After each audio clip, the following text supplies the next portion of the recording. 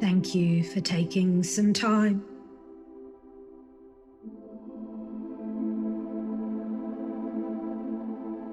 for yourself.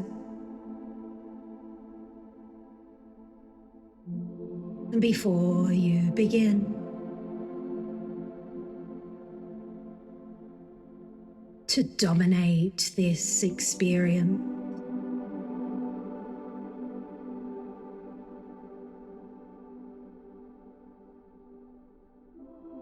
I wonder if you can close your eyes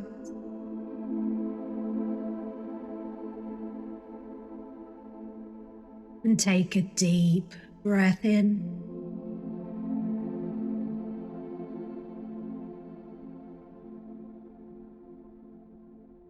And a relaxing breath out.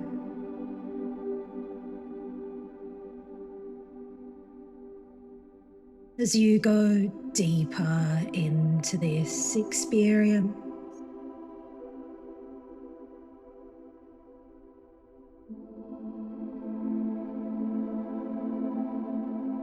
and I'm curious if you can control your chest expanding,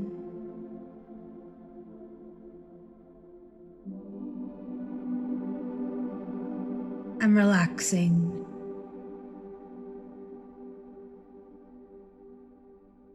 as you unleash a tyrant of inner relaxation.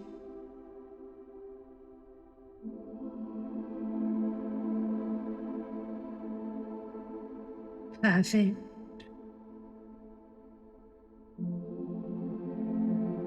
Because I never really know if clients are aware of the backs of their legs resting on the chair, or their feet are firmly planted on the ground, or their shoulders deeply resting. But what I do know is you deserve to leave the world's baloney out there and experience a peaceful state here.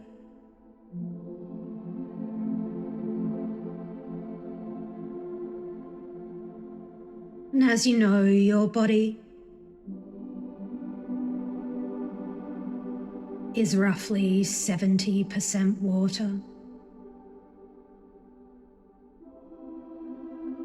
or greater, or more. And for some, water is beautiful to look at.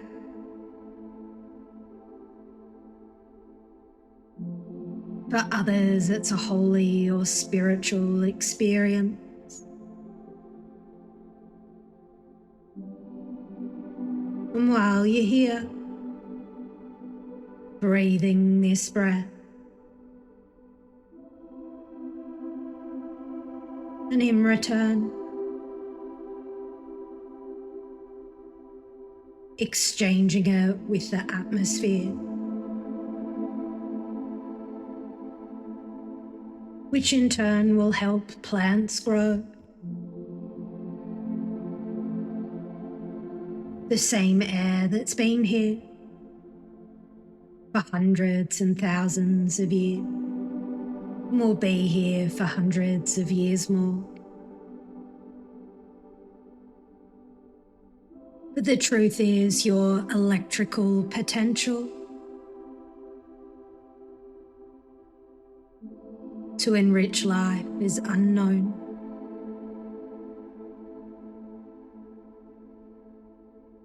And I'm not sure you're aware no one else has your wisdom, your biological signature. You are so much more than that in form and likeness to something so much greater than you are. And even more than that, that's how special you are.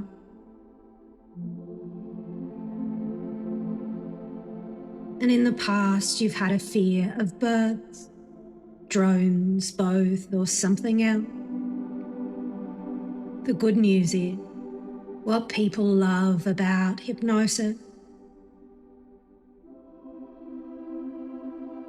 is their thoughts are clearer,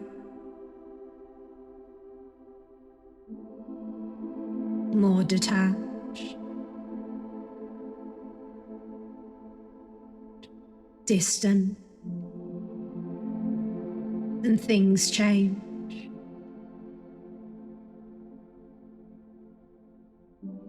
And in a moment, I'm going to share with you a few stories.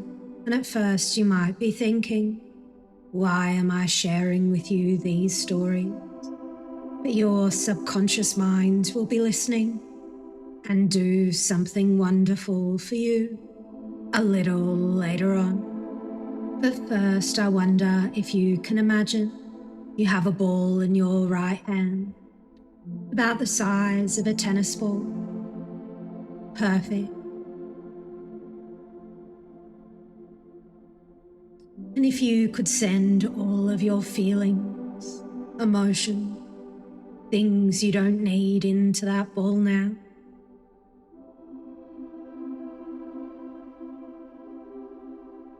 And I'm curious if you can remember a time when you were very small, when you first played with a basketball, baseball, not knowing if it would spin.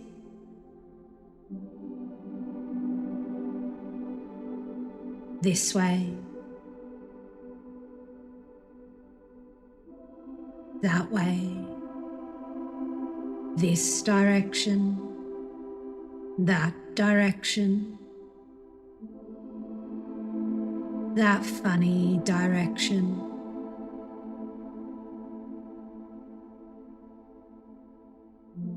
And you can smile at the joy of not knowing. And it reminds me of a story from George Burns' book, 101 Healing Story, that once upon a time, long, long ago,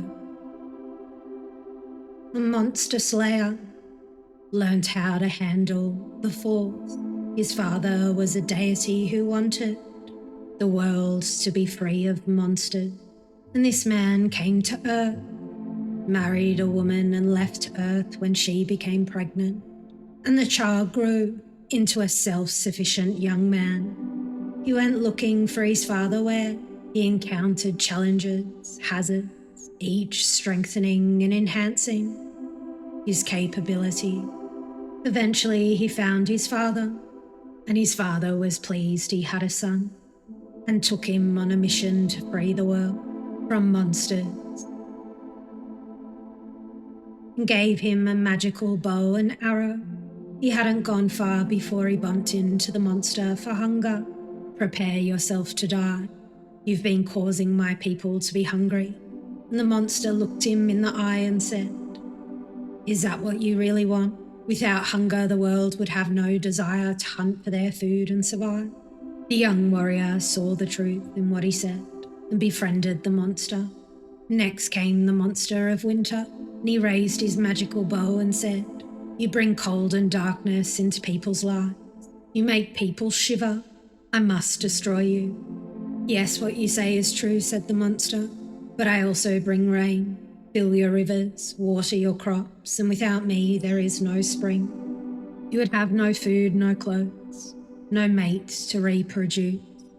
And he heard truth in the monster and befriended him. He saw the monster of suffering, and he thought, at last, a monster the world can do without. And the monster said, you think because I cause people pain and discomfort, unhappiness, they would be better off without me. It's because of me people learn, grow and develop. The young warrior discovered truth in what he said. And so the young warrior changed the purpose of his mission that initially engaged him. His goal was now to befriend what he once thought of as monsters. He had so much to learn from them. And it reminds me of a story that Anthony Robbins once shared, that most people in life fail more than they succeed. In fact, most successful people are successful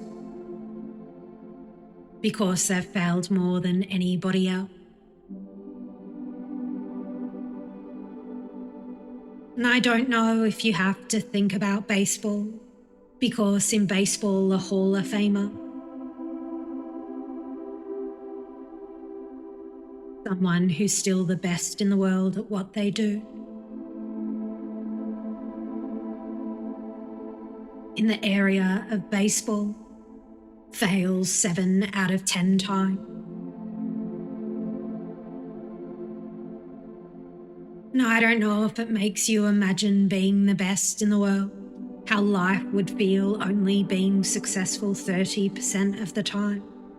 Because that's not like putting a golf ball, catching a basketball, or hitting a tennis ball.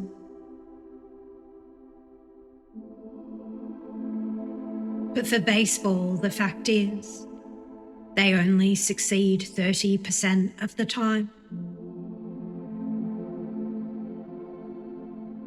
And you and I both know that sometimes life is like that too.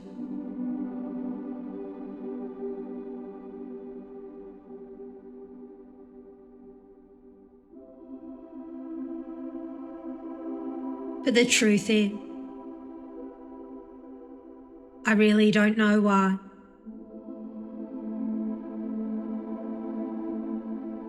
Baseball players can play life at those statistics.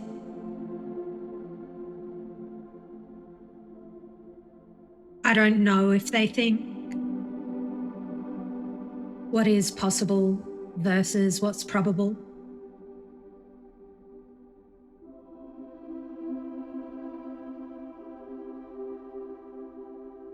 Or what they can or can't control. Or if it's how the world should be versus how the world actually is.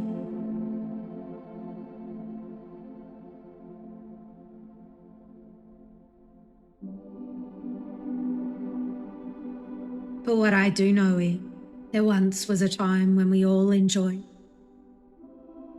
not knowing if the ball would go this way.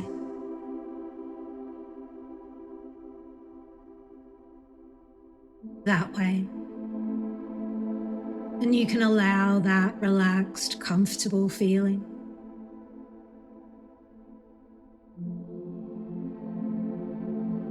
to travel from the top of your head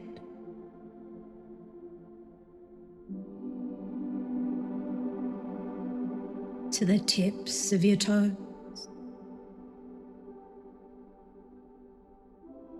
And the fact is, I never really know.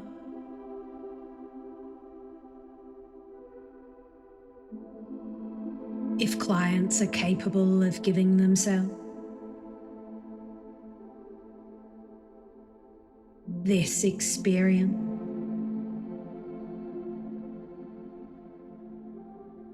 And I never know if they're playing live at a 30% success rate, 10%, 90%. But I can only imagine someone like you that's taken the time to care. Care for yourself, self-care. That you can be a little kinder to yourself, can't you?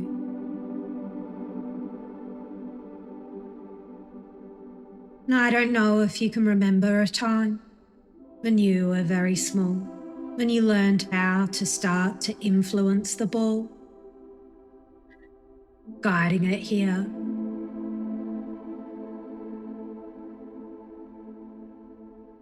or there.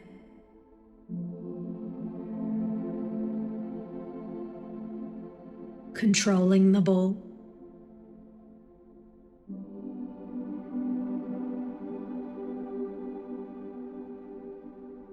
dominating the experience now. That magical feeling of knowing you could control it.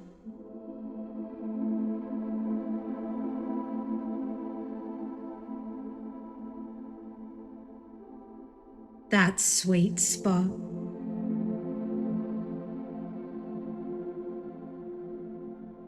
And I wonder in the future,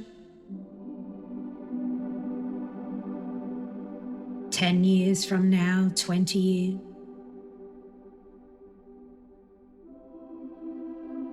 if you will mature into a Hall of Famer.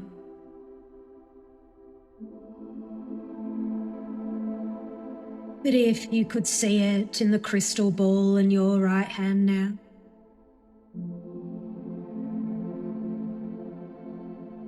how well you went on to play life. Because a wise man once said, maturity is the capacity to endure uncertainty.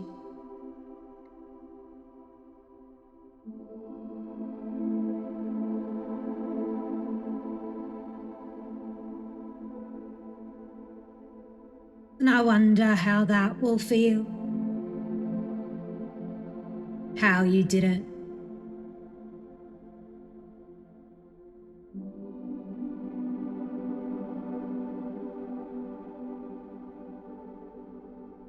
Controlling the ball and not controlling it.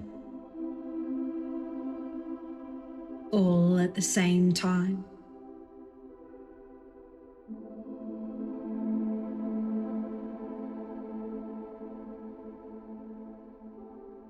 When you're ready to reorient yourself back to your external world, you can stretch out, wriggle your fingers and toes, and open your eyes. Welcome back. You're perfect, just as you are.